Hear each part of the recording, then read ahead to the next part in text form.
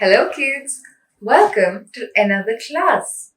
Today, we will talk about chapter number 7. These are and those are. Let's go learn more about them. First, we will talk about these are. Let's look at the page again. These are. We have THESE, these, ARE, are. We use these to show many persons, places, and things which are near us. Let's look at an example. These are many toys. So when I say these are many toys, what I mean is there are a number of toys which are right near me. Let's look at those are.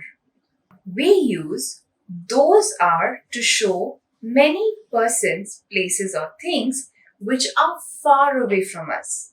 Let's look at an example. Those are kites. So, kites usually fly nicely up in the sky and they are many in number. I'm sure you would have flown a kite in your life. Isn't it fun? So, those are kites. There are many kites in the sky and they are really far away, high up into the clouds. That is how you use these are and those are. I hope you enjoyed today's class, kids. I'll see you in the next class. Bye bye.